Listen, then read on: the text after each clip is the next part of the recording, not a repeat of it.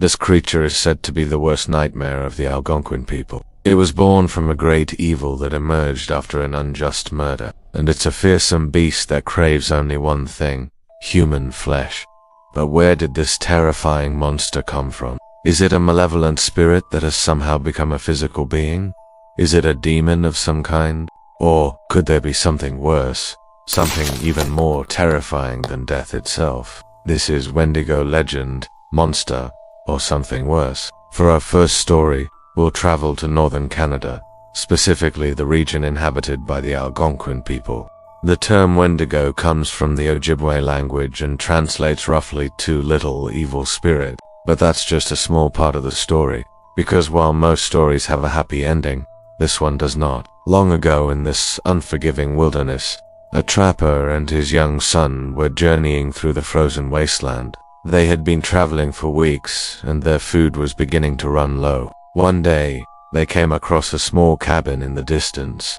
Just as they were about to reach it, a figure emerged from the shadows. He introduced himself as Toby, the owner of the cabin, and invited them in for some food and warmth. Toby seemed very nice, but he also warned them that if they wanted to survive in these parts, they needed to eat something that would keep them warm, something like human flesh. Trapper and son looked at each other in horror, but Toby insisted that it would take away their hunger and keep them alive. Trapper, desperate to feed his son and keep him alive, decided to take Toby up on his offer. But when he returned from getting the food, he found that Toby had disappeared. All that was left behind was a pile of bones. To his horror, those bones were human. Was Toby really a monster who had lured them in for dinner? Did he invite them over simply to sacrifice them? And if so, what happened to him, and where did he go? Those questions would never be answered because as the two emerged from the cabin, the forest around them began to close in. The trees seemed to be reaching out to grab them, and the sound of crunching snow was replaced with the sound of crunching bones. They turned and ran, but no matter how fast they went, the forests kept pace with them. They ran until they collapsed from exhaustion and died. Their bodies were never recovered, and the only trace of their existence was a single footprint in the snow, which was shaped like a hand. Some time later, a search party set out to find the missing trapper and his son. They soon came across the same cabin, but they found no trace of Toby.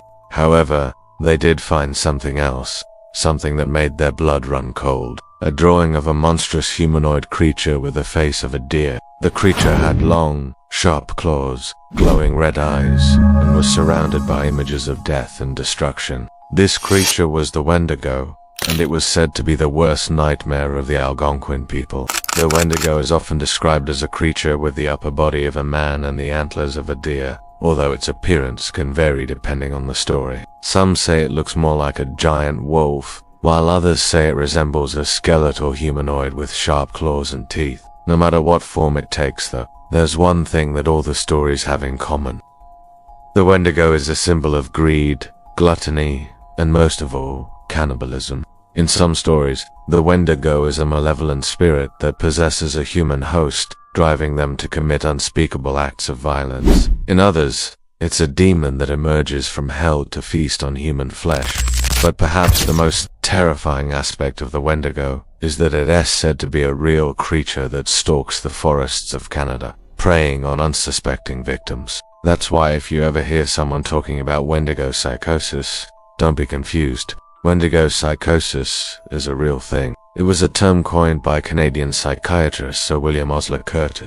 He used it to describe a rare form of cannibalistic psychosis that occurs when people are driven to eat the flesh of their loved ones. Symptoms include delusions of grandeur, intense cravings for human flesh, and a complete lack of remorse or shame. Now, thankfully, cases of Wendigo psychosis are extremely rare, but there have been a few cases throughout history. For example, in 1970, a man named Alfred Packer was convicted of killing and eating 5 people in Colorado. He was known as the Cannibal of Colorado, or the man who lived on human flesh. Packer reportedly suffered from severe mental illness and had a long history of violence and criminal behavior. At his trial, he claimed that he was innocent, but he was convicted and sentenced to life in prison. Another case of Wendigo psychosis occurred in the early 2000s. when a man in New York killed and cannibalized several people. Like Packer, he also suffered from severe mental illness and had a long history of violence.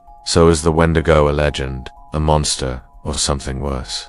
There's no easy answer to that question. What we do know is that the Wendigo is a powerful symbol of the darkness that can exist in the human psyche. It reminds us that there are some things that are so terrible that they defy our understanding. And it shows us that the line between sanity and insanity is sometimes very thin indeed. Thank you for watching.